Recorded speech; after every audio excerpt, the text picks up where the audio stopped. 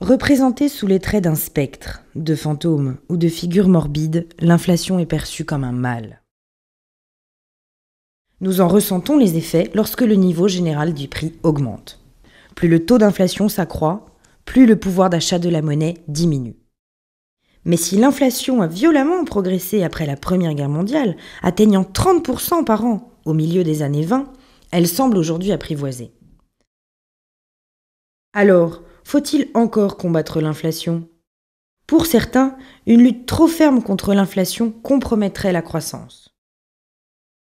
Dans cette vidéo, nous allons chercher à savoir pourquoi l'inflation nous préoccupe, si un certain niveau d'inflation est nécessaire et comment la maintenir à un niveau acceptable.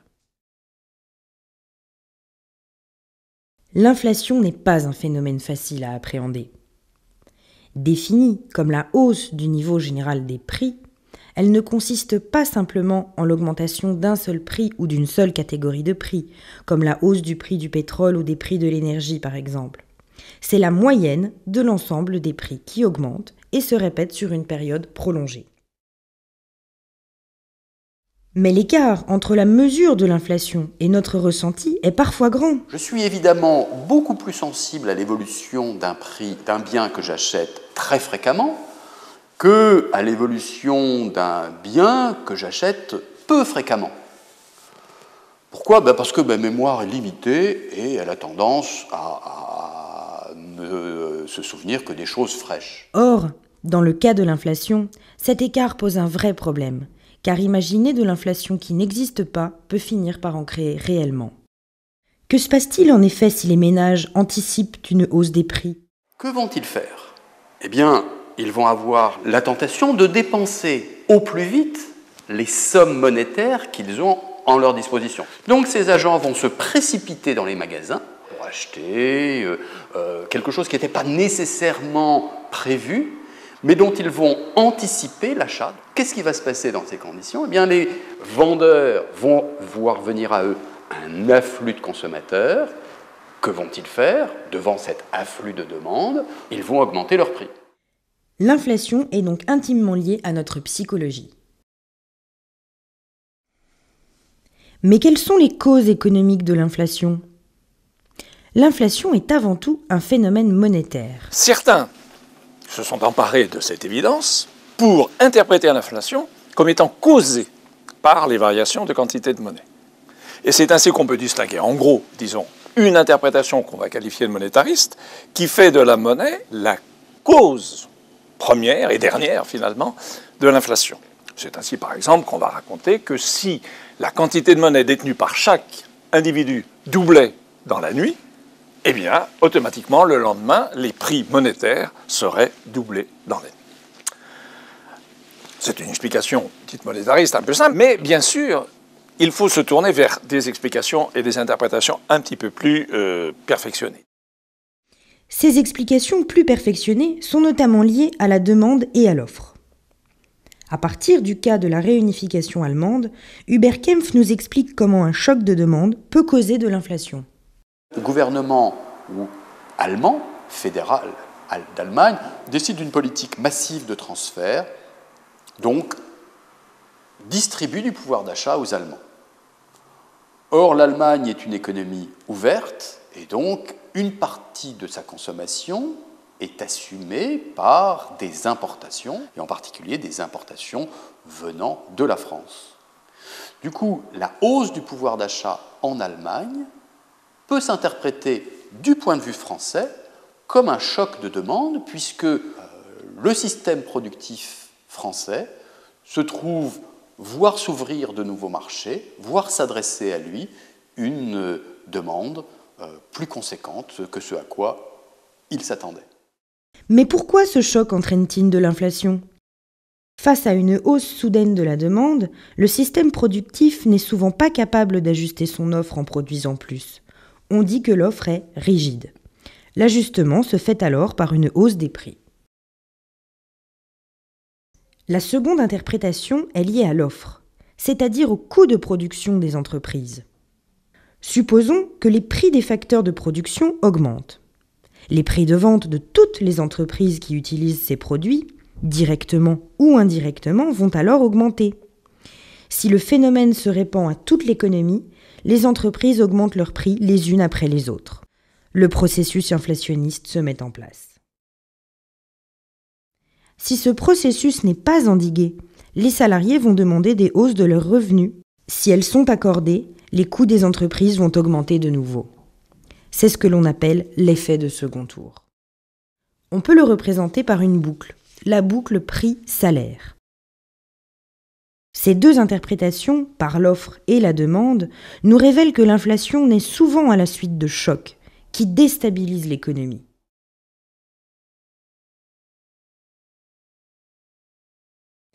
Mais si l'inflation inquiète, c'est surtout pour ses effets. La perte de pouvoir d'achat de la monnaie et la dévalorisation des revenus. Vincent Bignon, économiste, nous explique l'effet de la perte de pouvoir d'achat de la monnaie. Du point de vue de la vie quotidienne, les conséquences de la perte de pouvoir d'achat de la monnaie sont relativement faibles pour des taux d'inflation bas, à 2 ou 3%. Les changements commencent à opérer pour des taux d'inflation qui s'élèvent autour de 5-10%. Ce que l'on observe, c'est une modification très importante de la vie quotidienne des consommateurs. C'est une complexité énorme à pouvoir acheter des biens. L'exemple emblématique d'une situation d'hyperinflation est la situation de l'Allemagne après la Première Guerre mondiale, c'est-à-dire entre 1920 et 1923. Au cours de cette période, les prix ont augmenté énormément. Par exemple, il a été calculé qu'entre juillet 1923 et novembre 1923, en 4 mois, donc, les prix ont été multipliés par plus de 5000. De plus, l'inflation réduit les revenus, notamment les revenus de l'épargne. Prenons un exemple. Supposons que j'épargne 1 000 € avec 5% d'intérêt annuel. Sans inflation, mon capital atteindra 1 630 € au bout de 10 ans. Avec 3% d'inflation, il ne vaudra plus que 1 210 € actuels. Et avec 10%, seulement 520 € actuels. L'inflation réduit donc la valeur du capital et désincite les agents à épargner. Délicate à mesurer, réduisant nos revenus comme peau de chagrin, l'inflation semble bien mériter sa réputation. Mais alors, comment expliquer qu'aucune institution ne cherche à atteindre une inflation zéro ? L'intérêt le plus évident de l'inflation est qu'elle allège la dette.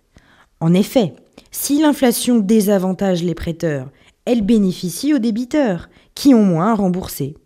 Pour eux, l'inflation est une véritable tentation. Il y a un élément très important dans cette inflation, et notamment si on observe l'évolution de très longues périodes de la monnaie, on s'aperçoit que la monnaie se dévalue constamment, à des vitesses extrêmement variables, mais depuis des siècles et des siècles. On peut chercher une raison à cela, et une des raisons, probablement, est le poids des débiteurs dans l'économie. En effet, les débiteurs, qui sont-ils ? Ce sont quand même principalement les entreprises, ce sont les gens qui produisent, ce sont les gens qui prennent les initiatives économiques. Et donc, il est quelque part assez normal de voir que ces agents pèsent, ou ont pesé longtemps, dans le sens d'une dévaluation de l'unité monétaire. Alors, pourquoi ? Eh bien, évidemment, parce que si vous empruntez 100 € aujourd'hui et que vous la rendiez dans 10 ans, s'il n'y a pas d'inflation, vous rendez toujours la même valeur. S'il y a de l'inflation, eh bien, vous rendez une valeur réelle bien moindre. Et donc, vous allégez le poids de vos dettes. Et donc, des projets innovants qui n'auraient peut-être pas été rendus possibles sans inflation vont l'être grâce à l'inflation. Et on peut dire que, dans l'histoire du capitalisme, l'inflation a joué un rôle extrêmement positif de ce point de vue. L'État fait également partie de ceux qui peuvent être tentés de réduire le poids de la dette. Déjà, au XIIIe siècle, le roi français Philippe le Bel décidait d'émettre plus de monnaie en diminuant la quantité d'or que chaque pièce contenait. C'est ce que l'on appelle faire tourner la planche à billets. Imprimer et émettre de la monnaie qui n'a pas de réelle valeur en contrepartie. Encore aujourd'hui, l'inflation est tentante parce que certaines recettes de l'État augmentent mécaniquement avec la progression des prix. C'est le cas du produit tiré de la taxe sur la valeur ajoutée. Les économistes appellent ce phénomène l'impôt d'inflation. Mais plus qu'une tentation pour l'État et les débiteurs, un faible taux d'inflation peut être une nécessité. Que se passerait-il si l'ensemble des prix baissait ? On basculerait alors dans une situation de déflation. Ici aussi, il s'agit d'un engrenage. Quand les prix baissent de façon continue, les agents reportent leur consommation au lendemain, comme pour des soldes qui n'auraient pas de fin. Alors, la demande baisse. Les entrepreneurs anticipent que ce mouvement risque de continuer. Ils diminuent leur production. À terme, ils peuvent licencier et freiner leurs investissements. Les revenus des entreprises et des ménages vont diminuer. Cette baisse des revenus peut entraîner des faillites. Ce processus, s'il n'est pas arrêté, mène à la récession. C'est donc avant tout pour éviter la déflation que les autorités cherchent à atteindre et maintenir un niveau d'inflation modéré. Mais il nous reste à comprendre comment y parvenir. Pour le savoir, penchons-nous sur un premier cas extrême, celui de l'hyperinflation allemande des années 20. La sortie de l'hyperinflation en Allemagne a été très soudaine. Elle s'est opérée en quelques jours, entre le 15 et le 20 novembre 1923. La politique a consisté à faire deux choses. Premièrement, à émettre une nouvelle monnaie en remplacement de l'ancienne. Deuxièmement, à réduire le déficit budgétaire et se mettre d'accord sur la manière dont les dépenses de l'État devaient être financées. L'introduction d'une nouvelle monnaie est une condition nécessaire pour la sortie de l'hyperinflation allemande. Il faut redonner confiance dans la monnaie. Pour cela, il faut créer un choc psychologique chez la population. Ce choc psychologique prend la forme d'un échange physique des anciens billets contre des nouveaux billets.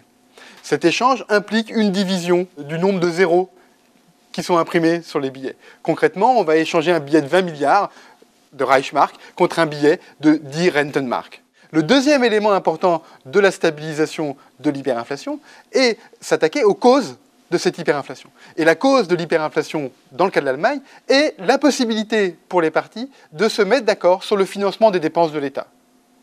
Et donc, dans le plan de stabilisation de novembre 1923, il était écrit deux choses importantes. La première était que l'État ne devait plus faire de déficit budgétaire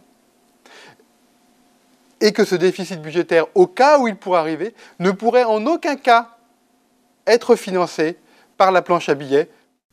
D'autres situations d'inflation se sont présentées à la suite des chocs pétroliers de 73 et 79. Les gouvernements ont mis en place des politiques pour casser la boucle prix-salaire.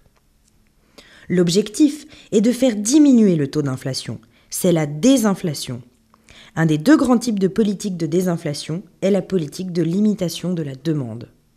L'histoire commence avec le premier choc pétrolier de 1973. Nous avons tous les instruments maintenant pour le comprendre, ce choc pétrolier. C'est un choc de matières premières, c'est un choc d'offres. Il implique un appauvrissement de la France vis-à-vis des pays détenteurs de matières premières. Que les Français le souhaitent ou non, il faut qu'ils se serrent collectivement la ceinture. Essentiellement, il y a eu une volonté de modifier la formation des prix et des salaires, en particulier en mettant fin à l'indexation automatique des salaires sur les prix. C'est-à-dire la reconnaissance qu'il n'était pas possible de préserver le pouvoir d'achat des Français face à un choc d'offres. Il y a eu une politique qui a consisté à peser sur la formation des revenus pour casser une logique inflationniste. Depuis le début des années 90, l'inflation est maîtrisée en France. Elle est stabilisée autour de 2%. Un faible taux d'inflation était un des critères de convergence du traité de Maastricht. Aujourd'hui, ce sont les banques centrales qui sont officiellement chargées de la stabilité des prix. Pour tous les pays qui ont adopté l'euro, il s'agit de la Banque centrale européenne. Son objectif est de maintenir le taux d'inflation autour de 2% à moyen terme. Pour arriver à son but, elle agit sur le taux d'intérêt. C'est ce que l'on appelle la politique monétaire. Lorsqu'elle augmente le taux d'intérêt directeur, la Banque centrale fait payer plus cher aux banques commerciales l'argent qu'elle leur prête. Les banques, en réaction, vont faire payer plus cher les prêts qu'elles accordent aux entreprises et aux particuliers. Elles vont leur demander un taux d'intérêt plus élevé. Les agents sont alors moins incités à emprunter et donc à investir ou consommer. La hausse du taux d'intérêt a donc des effets directs sur les crédits et l'activité. La diminution de la demande fait alors pression à la baisse sur les prix. L'inflation n'est donc pas un combat d'arrière-garde. Elle demeure une menace pour la valeur de nos revenus et de notre épargne. Pourtant, un niveau d'inflation modéré est nécessaire pour éviter notamment la déflation, facteur de récession. L'action sur les taux d'intérêt par les banques centrales est aujourd'hui le moyen privilégié pour y parvenir.